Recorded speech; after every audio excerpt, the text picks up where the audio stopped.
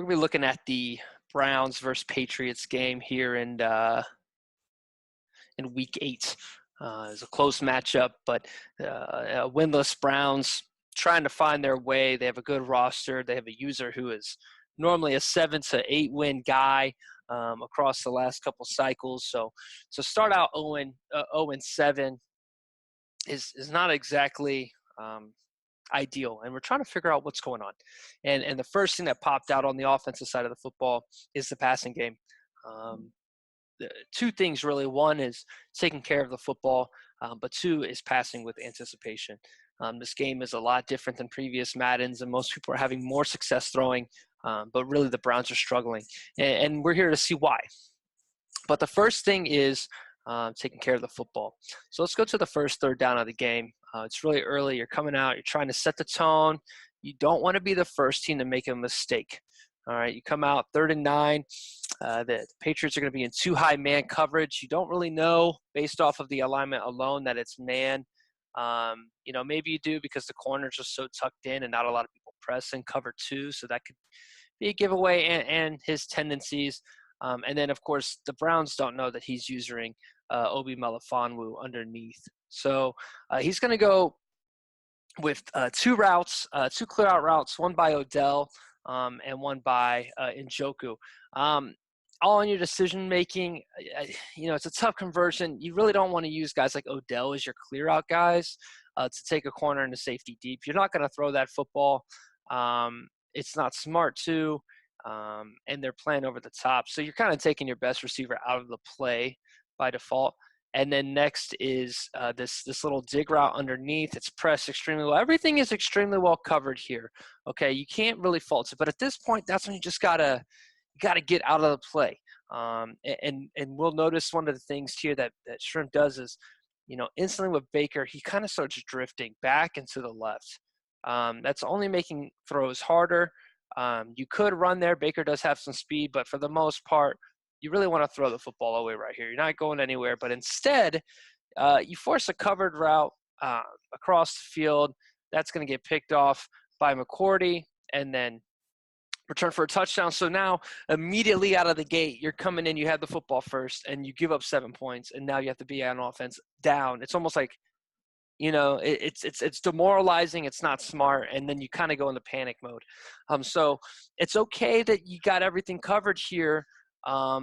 Either tuck it here with Mayfield and run because he's a man. So in man coverage, since everybody's going downfield, if you do send these clear out routes and this thing, then you're like, okay, well, if I have a more mobile quarterback, then if he covers everything or he's a man, then you can use your feet to get there. If not, throw the football away. Do not force a throw late across the field while drifting away and getting hit. It's not going to work out for you. Next drive here, we go 2nd and 10, and you have a bunch formation here. Davies back in man coverage. Once again, you don't really know based off alignment if it's man or if he's just man aligning. So there aren't too many tells here. But what you do have lined up is you have a little zig in a corner on the left side, and then you have like a kind of a spot concept on the right. You have Landry tucked into the right. Everybody's real bunched in. So you have a little spot route by Landry, you have a corner route by the tight end, and then you have a flat route by Duke Johnson, a very talented pass catching running back. And that looks to be the read here. The issue is as soon as we snap the football, as we see here, what you have with the whole point of these tight formations with all these routes, especially on the right-hand side here that are all close together, you see that traffic that all those linebackers and players have to work through because he's out-cutting and the other guys Duke is out-cutting and there's a vertical release by Landry, and then on the corner, everybody gets caught up in the mess. So not only is Duke open, but that corner route is also pretty open. Now, it does get covered by Davey Deep, but the whole point is you have to see that, and you just have to make that throw, okay? Sometimes you got to take the short route, and this is open. And not only is this open, but you're going to have a lead blocker downfield on your tight end. This is when you need to throw it. Trust it. That's the biggest thing that we're going to see here is that you're not trusting your eyes, and you're scared of getting picked off. Once you see that, that should be your first read, because if that's open, that's easy. It's 2nd and 10. Your goal here is not to get 10 yards. Your goal here is to make a smart throw, get as many yards so that if you are in 3rd down, it's short, and if you can, go ahead and convert. In this situation, you have the perfect play call dialed up. You're hesitating to throw it, and you throw it extremely late, and it ends up being out of bounds, and there's nothing for it. Kind of a wasted opportunity there. Now you're in 3rd and long. Let's go 2nd and 5 here. The lesson to learn in this scenario is kind of what we're going to talk about later, but take advantage of your personnel mismatches. So Davey is notorious for his base 3-4 defense. 3-4 defense means 3 down linemen, normally over 300 pounds, and they're lined up over the guard, the center, and the guard here.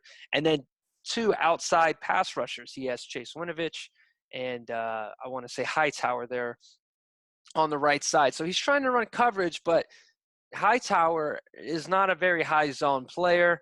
And then he has 2 linebackers, Martinez, and then the other inside linebackers. So in previous Maddens, this coverage would unfortunately work well. That linebacker that has the F over him, the edge rusher, would drop into coverage, and they tend to cover things that they had no business covering, especially when lined up against a high talented receiving tight end like David Njoku. And what we have here is we actually have a zig lined up, and zigs are great against these kind of players because they're bad and they fall for the cut and coverage.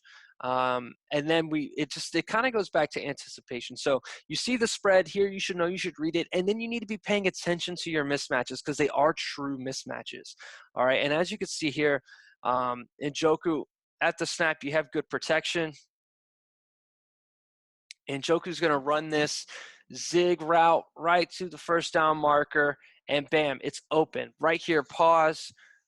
That's a touchdown. Just throw it right there and lead it. Trust that play. You have to kind of trust. That's the difference this Madden is. This is open now. I understand that in last cycles it's not open, but this is open. Anticipate that, throw it. If you see that kind of release, what you see here is instead of busting out wide in the purple zone, like you may have seen in years past, he tries to bump Njoku, forcing himself on the inside leverage. And then, of course, in the inside leverage, this whole route is to cut inside and then burst out. He has the wrong leverage. This route's going to be open 9 out of 10 times. All you have to do is throw. Instead, you take off on the run. Baker takes off on the run, and then even then, it's still open here. But you just have to trust it. Okay, you just got to trust it with your eyes. Identify the mismatch pre-snap, and then if that throw's not open, say it was guarded, then you can roll out, throw it away, live to fight another day.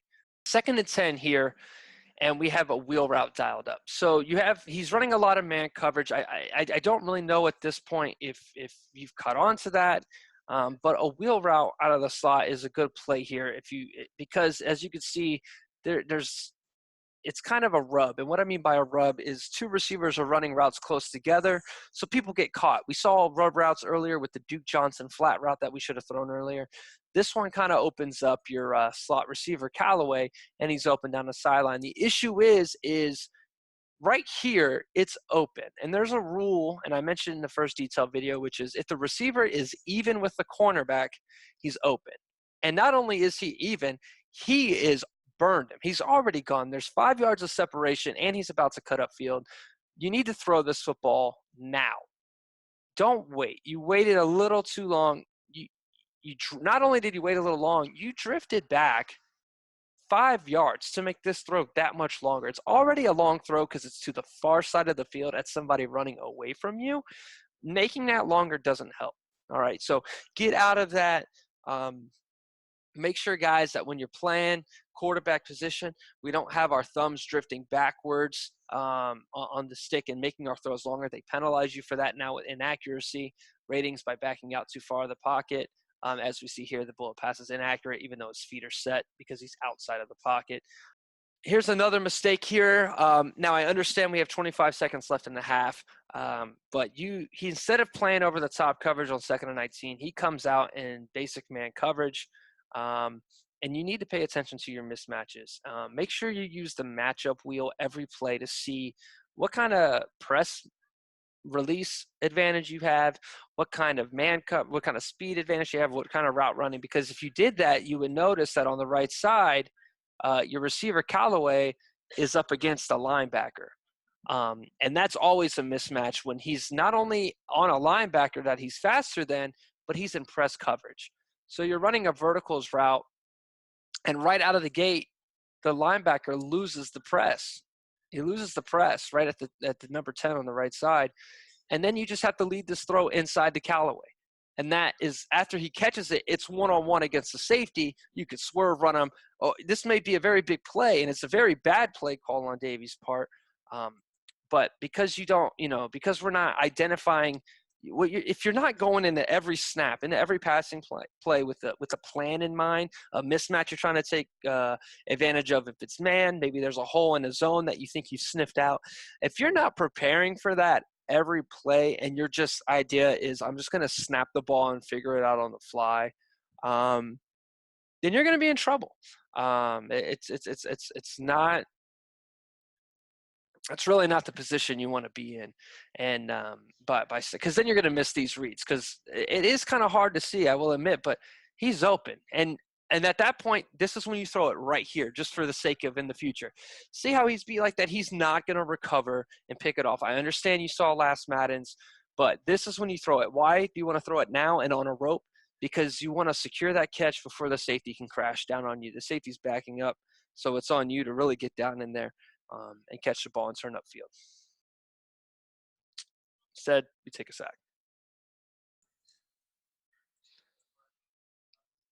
The worst thing you can do as a defense in top is get users in really tough scenarios, difficult down and distances, second and long, third and long, and then gift wrap them a conversion. And the easiest way to do that is to have the wrong defensive personnel on the field. In Madden this year, whenever the offense picks a play, not only does it tell you how many receivers, tight ends, or running backs they have on the field, it now will tell you the formation. And if you see empty, if you see trio, if you see gun, that needs to be what you need to key in on when you're trying to figure out what formation you need to come out in. And that's one of the big things here in this game was the Browns kind of gift wrapping some really long conversions here for the Patriots after getting them in deep water. The Browns turn to their formation out of their Indianapolis playbook. It's in many, but it's in Indy for him, which is the 46 formation. The 46 formation was created in the 80s. The defensive coordinator, Buddy Ryan, Rex Ryan's father, coached for the Chicago Bears in the 80s, the old legendary 85 Bears defense that had Coach Rivera from the Panthers on there, Mike Singletary.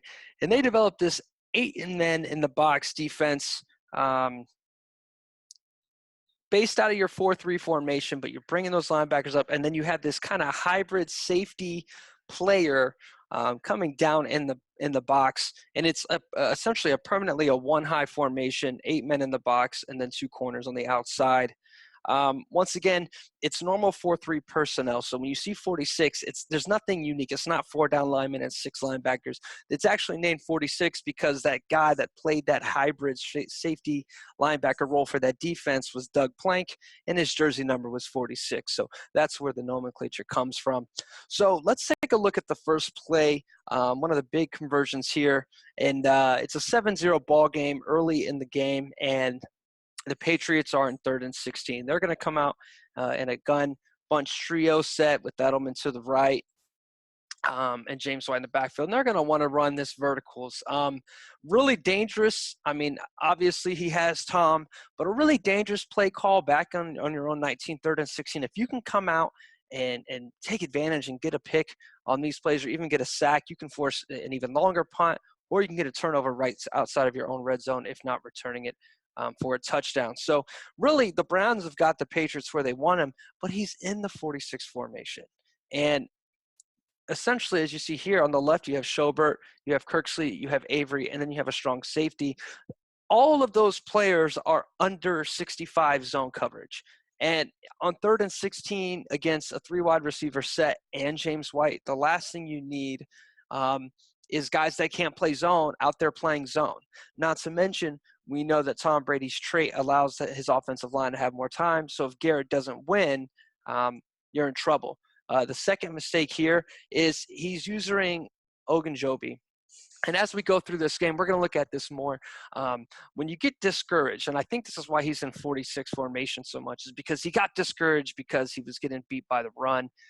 You can't get discouraged after you get him in 3rd and 16. You got to go in the offense on the defensive side of the ball eventually. You got to bring pressure. You got to drop 8 in the coverage and make it be your best 8 coverage players, not drop 8 in the coverage and half of them are below 60 zone. Okay, this is why dollar, this is why quarters, these are why those formations exist, so that you can either drop 8 or you can bring pressure, or you can make it look like you have a bunch of DBs on the field and you're going to drop and he thinks he has time, and then you send some heaters at him.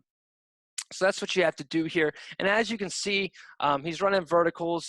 Ben Watson, pops over to the right. The strong safety is going to jolt over to play like a purple zone in this cover 3 to the sideline to Harry.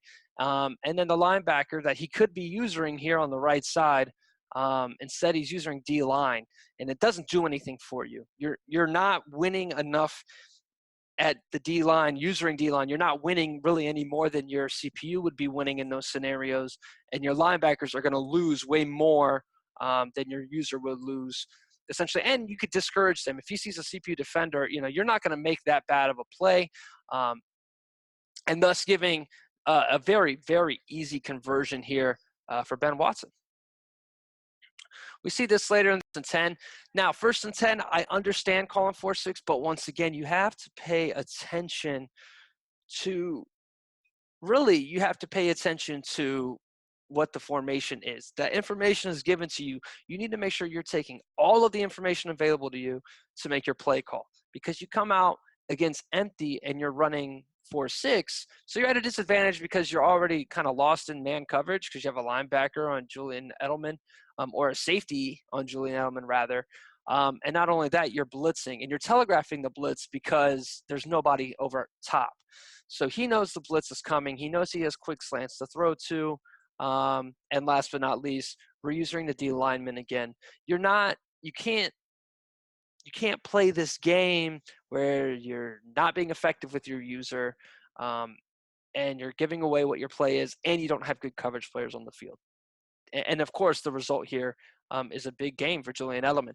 So these are decisions. I mean, even if your user is getting picked apart here, you have to be a little bit confident in okay, you got beat one time, that's fine. As long as you discourage, and we'll see those plays later, as long as you discourage 1 or 2 reads in a play, it might buy you enough time for Myles Garrett to get back into the backfield. But if you don't do that, then you're handing out free, easy passes. So we go 1st and 10. Looks like we're back in 46. So we're spread out against empty. We're in 46 defense. You have a bunch of linebackers you can't cover. And he's just going to throw very easily between the zones. And once again, using the D-line, you haven't won yet. So don't get discouraged and go to the D-line just because you're kind of getting picked apart. He's leaving Myles alone a lot, one-on-one with his left tackle. You're going to win. Just cover 1 or 2 of the slants, and you're really going to see your defense open up, because Braxton Berrios isn't going to be a corner, but he will be your middle linebacker on a route. And 10 here, and we're in the same situation where we're running 4-3 personnel here, so it's not so much 4-6, but we're in base defense and he's in empty. So you have 3 linebackers who are all really bad in zone, and you're being spread out. And you're not, and while you do end up blitzing one of them, and Myles does almost get through here, if you see on Edelman, he gets pushed off and he gets to throw this anticipate. He has to throw that football. Myles Garrett is in his face, okay? But because the linebacker, it's a linebacker and it's not, it's not a safety or a corner who's very good in coverage, he ends up getting a throw when this very well could have been a pick or a safety, and then you could be in really good position once again early in the second half. Things to remember as well is you never know how the game's going to turn out. So early in the game, minimize mistakes, later in the game, or in these situations, you have to take advantage. And you gave him a free conversion here on 2nd and 10 when you very well could have forced a turnover with him trying to anticipate a throw with a guy right in his face.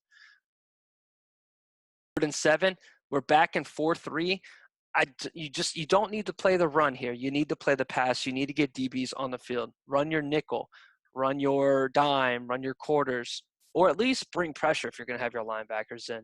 So he has a flood concept dialed up. So what's a flood concept? So on the right, we have Watson on the flat, Edelman on an out, and Harry, N'Keal Harry on a go. But really, we call that a clear out route. What you want to do is you want Harry to go, and you want to take the safety as far up the field as you can, and any more, a linebacker, corner, and man on him, whoever. All of you guys go deep.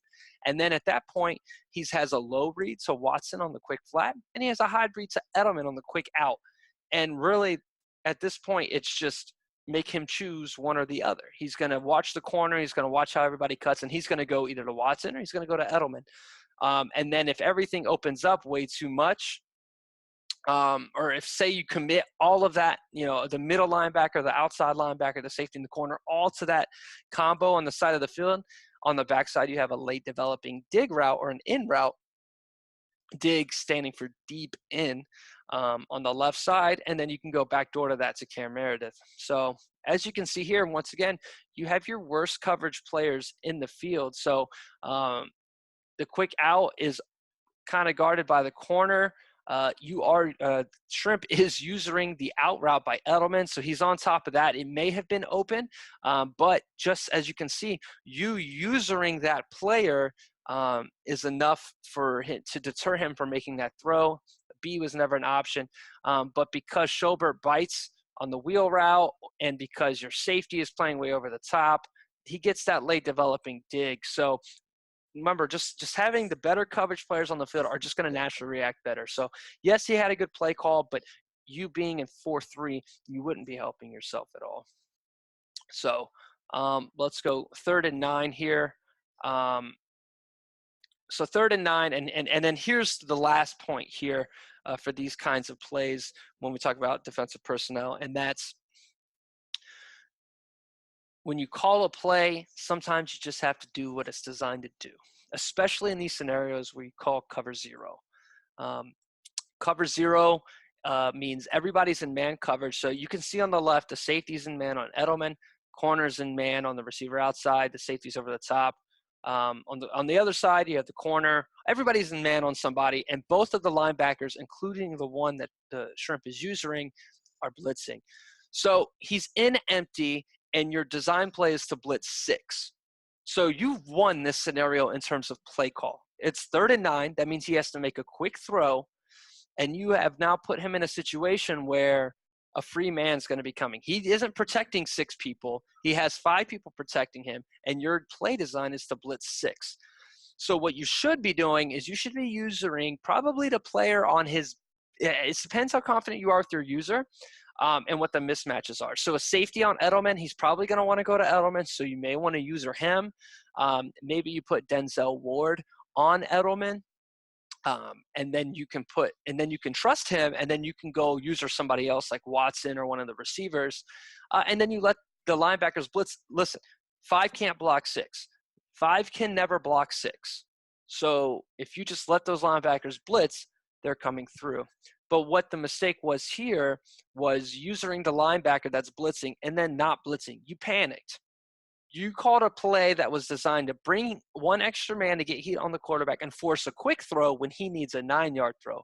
But since you didn't blitz with that free man to get to the quarterback, everything opened up for him because his 5 men picked up 5 men because Tom Brady has that trait, and to allow for better protection. And then he just threw to the most open receiver. And as you can see here, because you panicked, and not only that, he double teams, I think. And if he double teams in this scenario, I don't know if he said it, then that means he's got 6 guys or 5 guys guarding 6 guys, and he's already told 2 of them to go. So essentially now you have 2 on Myles Garrett, and then you have 3 guys guarding the rest of them. You're bringing 6, so 5. So, there should be something open here if you would just blitz. And if you see the hole, he does double team Myles. and there's a hole right in the middle for you to run and go sack the quarterback. You literally would just have to run straight. But because you panicked and left your spot, um, from a user's perspective, he had all the time to make that throw to Watson over top. So what I wanted to do is show you what happened when you user linebacker did you force Davey to really make reads. In a 6-7 game here, we have 3rd and 13. He's worried, sick. You force him to make a read. He goes play action for no reason. And then you get the user pick because you're playing the 3 routes on that side. He's a little flustered. He's already made some bad decisions on 3rd and 3. Now 1st and 10. This is actually earlier, so I'm not in chronological order. But look, you play the middle of the field. You take out the B and the A read. Miles gets a sack. And now we're at 2nd and 17. We'll go 2nd and 10 coming out of the halftime. Your user in the middle of the field. He tries to pump fake B to get you on a double move, but Miles gets to him before the guy can even make his double move, 3rd and 20. You see, be more confident. I understand he might get you with the user or he might get you with a run, but if you can just get him in bad scenarios, your opponent in bad scenarios, and then user just the middle of the field, just where their eyes are, just their most obvious read.